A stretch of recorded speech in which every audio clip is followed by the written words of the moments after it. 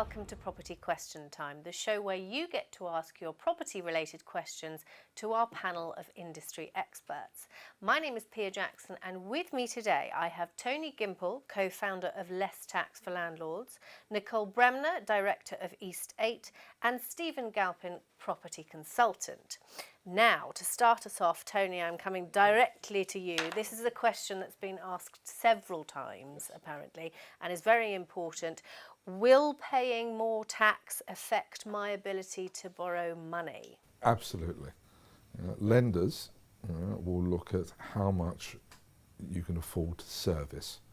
Therefore, the more money that you're paying the state protection racket, HMRC, the less they can afford to lend you with certainty.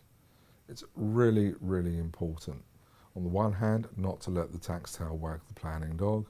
On the other hand, it's very important that you structure your property portfolio as a recognisable business, which is allowed to be tax efficient. The government wants you to pay the correct amount of tax, and landlords have a habit of overpaying because property tax is a really specialist area. And under the PRA, buy-to-let mortgage changes, tax is a significant factor in assessing your mortgageability and affordability. So the short and the long answer is, if you're paying too much tax or not the right amount of tax, you will significantly reduce the amount you can borrow, therefore lengthen the time it takes you to reach financial independence, and eventually have less to put back for family and the system as a whole. Okay, so if you are considering as a landlord increasing the size of your portfolio, make sure you are paying the right tax and seek the right advice. Absolutely, and make sure it's all joined up together, because lenders will not just look at tax, it's business plan, it's experience, who your advisors are, how you're going to deal with voids, what your personal needs are. So it's effectively moving what was a very easy mortgage market for an individual into the same kind of tough criteria a commercial mortgage would have to go through before it gets approved. So be in command of your numbers. Okay, good advice. Thank you, Tony. Nicole, we listed our house on the 10th of October and have so far had no interest in it. The marketing report from the agent says they have sent dozens of emails and texts about it. Houses in our area usually go fast. We live right by a fast train line to London and it's a popular commuter area. I thought we would have had at least a few viewings by now. This is our first house and first experience of selling. Is this a very quiet time of year for buyers? I don't know if our house is the problem or if this is the bad time of year for selling. Well, there are a lot of things there that they need to look into if their property is not selling. So first of all, yes, it is an odd time of year to be selling a property. It's also an odd time in the market. There's not much supply, but there's also not so much demand out there as well. So they need to take that into consideration. But ultimately, if a house is not selling, it's down to the price. Because if the price is compelling, people will be viewing. So there must be something wrong with the valuation that the estate agent has put on that property, or the perception of the price that the seller has that it's not representing value to potential buyers. What they need to do is ask the estate agent to be very blunt with them and find out what the feedback is from some of the people that they're contacting. Why is it that people who are looking in this area are not interested in this particular property? What are they saying? Is there something about the photos that are with the particulars that turn people off? Is there something about the price? Is it this particular location, the street that this house is on? While you say that houses in your area normally go quickly, there must be something wrong with your home, and you need to have a really good look at what that is. And often you can't see those issues within your own property, and so it helps to have someone independent who's going to be very honest with you, come in and give you some advice. I would recommend completely depersonalizing your home. Take off photos, take off clutter, any clutter that's in that house, put it into storage. You just need to depersonalize your home and make it as neutral as possible and really look at the price and see why it is that your property is not even having any bites, really. Okay, it's very difficult, and funny enough, I have a friend of mine who is in exactly the same situation, and it's got to the point where they've lowered the price and lowered the price. They've had people coming round saying, we love the property, but nobody's biting. And it seems to be that there's a very, very problematic area in terms of getting it sold, and they don't know why. So you think decluttering and possibly speaking to the estate agent and saying, look, be honest with me. Tell me what's Really going honest, be brutally honest. Well, you need constructive criticism in order to work out why people are not biting. But really, if something is priced correctly, it will sell. Okay, okay. Thank you very much, Nicole. Stephen, now your question is as follows. I live about 100 yards from a small industrial estate. Most of the 6 units are empty because the tenants are moving into more modern units on the other side of town, closer to major roads. If I could buy the units from the current owner, would it be possible to convert them into flats? And if the business plan stacked up, would a bank fund the project for me? Well, there isn't an easy answer to this question. It's quite a complex issue, as most planning issues are, because that's what it's going to boil down to at the end of the day. There's been a historic resistance for planners to give consent to change commercial property into residential property simply because it means potentially a loss of employment. So I think the first thing to do would be to visit the local authority, ask to see the duty planner, and get a feel for what he thinks the idea has in terms of merit. You may want to examine why these tenants have moved to the other side of town. You mentioned that the roads are better and the transport access is better, but those issues are also going to apply to any residential application that's made. Now, again, industrial estates, small units tend to be single story, so height may be an issue in terms of any planning application. Good road access will also be a consideration. In any event, it's going to be important that you demonstrate to your bankers to get the funding for this project that you've done your research, the product that you want to replace the industrial units with is going to sell, what sort of value it's going to sell for. And at the end of the day, only your local agents can give you that information. So after seeing the planning officer, you need to see your local agents and get confirmation of those values. Having said all that, the government has recently relaxed conditions in which change of use can be provided, and you may be on a winning streak there because you're going with the trend of what's needed today. We need more homes. We know that. It's being openly discussed and debated. But all of this information you're going to need to demonstrate to your bank that you've thought the project through. That's really the key. Yeah, it's quite interesting that if you don't have planning, it's going to be very difficult to get bank finance though. So you will have to look at a range of other lenders rather than high street banks. It is indeed, but that's why I say a trip to see the local authority planner, the duty planner, get the feel of the council's view.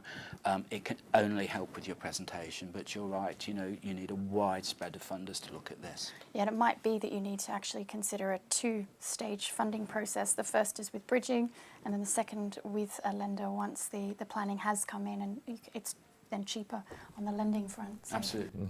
But the real key message is having thought it through Yes. first. You know, where am I now? What am I trying to achieve? What steps do I have to go through in order to get it and deliver it on time, on budget? Yes.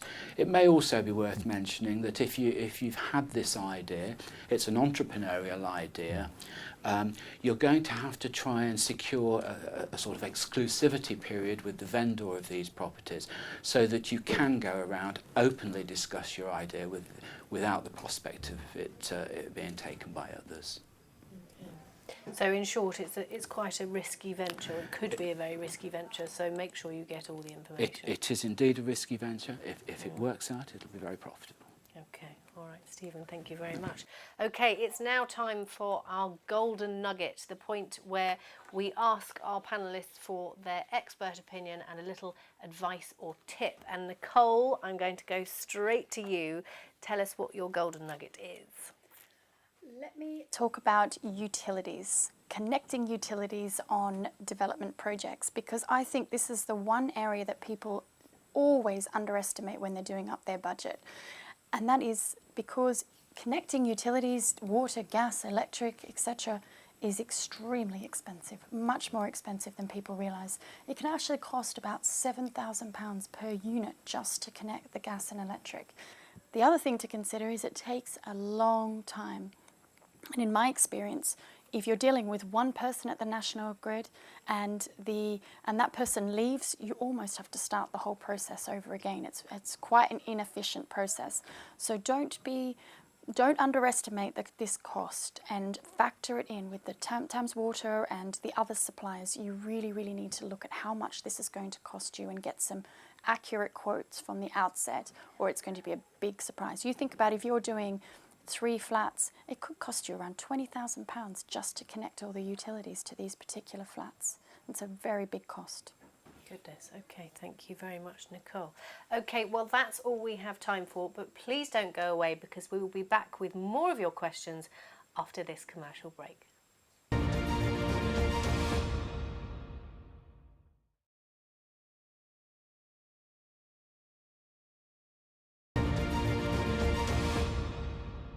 Welcome back to Property Question Time. My name is Pia Jackson and today's expert panellists are Tony Gimple, Nicole Bremner and Stephen Galpin. Now, Tony, we're going to start with your nugget, your advice, your little tip that is important for our viewers. So what does it mean to be a professional property landlord? In simple terms, it means you're running a property business.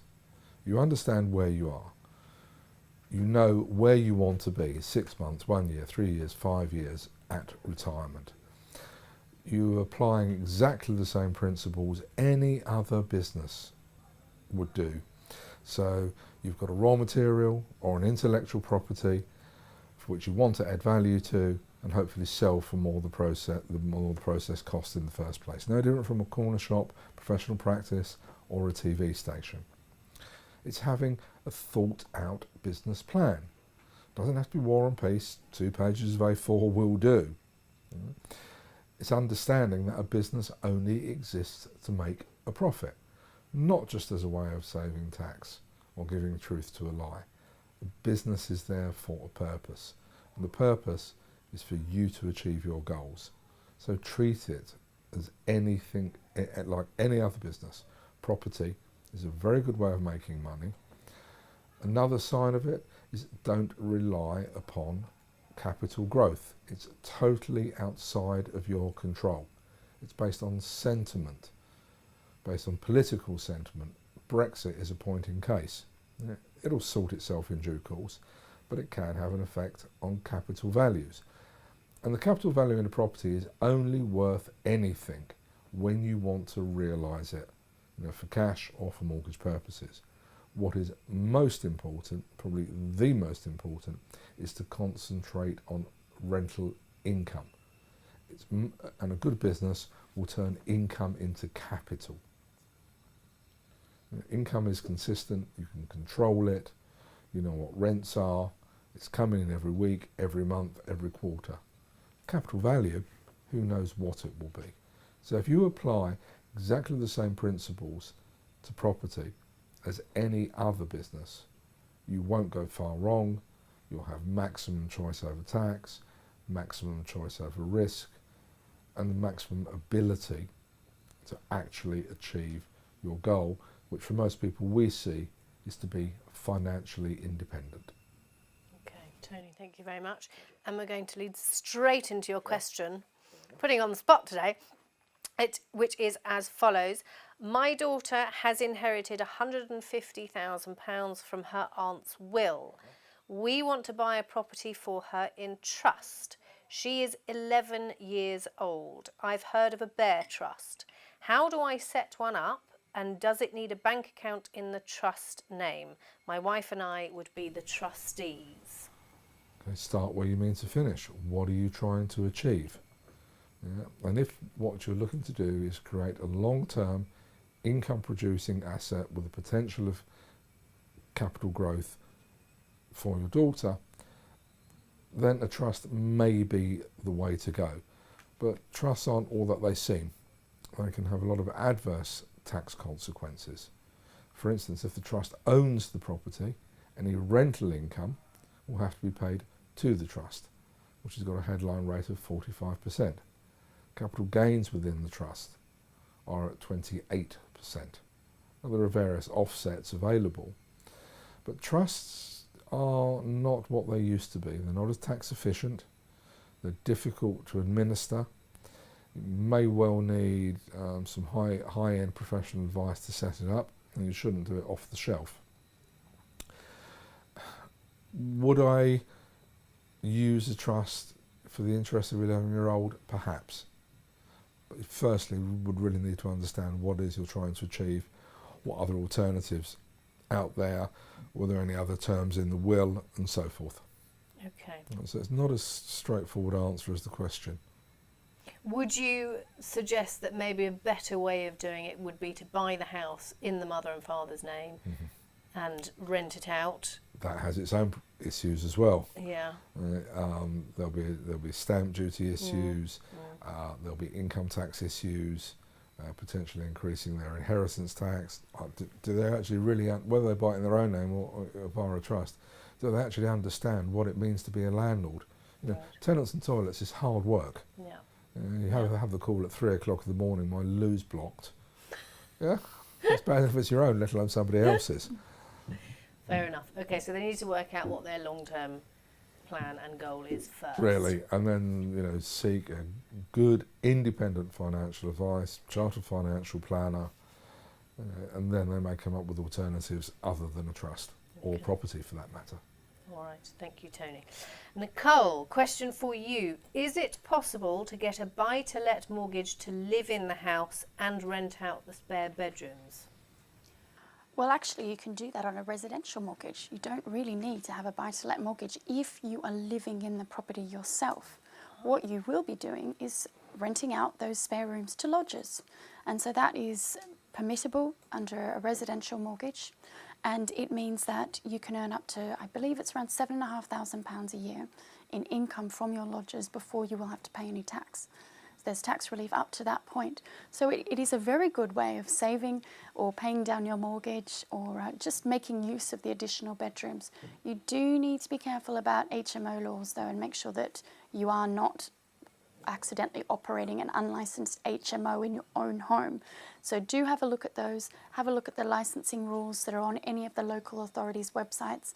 But the good news is that you can use a residential mortgage, which is much cheaper than a buy-to-let mortgage, and you can have a couple of rooms rented out in a very tax-efficient way. Super. Thank you, Nicole. Okay, Stephen. I own some agricultural land on the edge of a village. The village has been designated by the local council to provide 30 new homes in the next 10 years. Without alerting the council to my intention to provide land for all 30 new homes, what steps should I take to position myself as the parish council's solution to their problem? Unfortunately, I don't know any councillors and want to prepare to position myself carefully. Well, once again, with any planning matter, it's not going to be easy. No. It's a complex issue. But over the last few months, the government has relaxed procedures for changing agricultural land to residential development land. And these permissions are known as PDRs, Permitted Development Rights. Now, that doesn't mean that it's going to be easy. The same process applies to all planning applications. People will look at the impact on the local community, they'll look at the infrastructure that's there. As we've talked about earlier, the cost of supplying services to agricultural land are not cheap and they're quite expensive. And so the whole issue becomes quite complex. Now, there are also conditions over the previous use of the land which may or may not restrict the possibility of changing the use. Now, although the questioner talks about solving the parish council's problem, there might be lots of people in that area who want to solve the parish council's problem. So it's important that you take the whole situation and go through each and every step diligently to make sure that you understand what you're getting into. Now, as I've said, planning is a difficult area. I think my temptation here, unless the questioner is intending to develop these 30 homes himself, I think either through a land agent or by simply Googling a number of small to medium-sized builders, I would use their facilities. I would try and seek to enter an arrangement, an option arrangement with those builders to take the land. They will then take the responsibility away from you of gaining the changes that are necessary, and that way you'll all share in the uplift that's hopefully got at the end of the day. Okay. Now, just a final note on that, you know, planning is a difficult and complex business, but it is the county council, the town council that's going to ultimately make the decision. The parish council is simply an advisory board, if you like, if you want to term it in that way. So I don't think the lack of knowledge or the lack of knowing a particular counter is any particular void in this matter. Okay, right. Stephen, thank you very much. Now we come to the part of the show where we get to pick the brains of our expert panellists, and it is time for the golden nugget. And Stephen, I believe you have a golden nugget. Okay, well, golden nugget or silver bullet, here we go. We've talked a lot about planning issues in today's show. You must always remember, if you try and build the unusual, it's inevitably going to be difficult, probably expensive, and if you are refused, disappointing and troublesome. If you get it right, of course, it becomes very profitable. Now, some years ago, I was very disappointed to receive a rejection for a residential development I was doing by the river. And as you would, I came away from the council's meeting and I immediately phoned my friend, who was an eminent planning QC, and I said, "Can we appeal?" And back came the answer, well, yes, we can appeal if you can afford my fees and if you can afford the costs of a long drawn out appeal against not only the county council but government bodies who represent people's interests in riverside areas. But he said, you might want to consider something else. He said, why don't you just think about why your application has been refused? And the chances are it's been refused because you've drawn something the council do not like. So simply, why don't you go back to your architects and ask them to draw something the council do like? Yeah. Well, I took the advice, we got the consent, and everybody concerned made a reasonable amount of money. And I think that was some of the best advice I've ever had in the property world. Excellent, Stephen. Thank you very much indeed. That was definitely a golden nugget. Now, that is all we have time for, but please do continue to send in your property questions. You can send them in via the website property-tv.co.uk or via email info@property-tv.co.uk. A huge thank you to our fantastic panellists. Thank you very much indeed. My name is Pia Jackson. You have been watching Property Question Time. See you soon.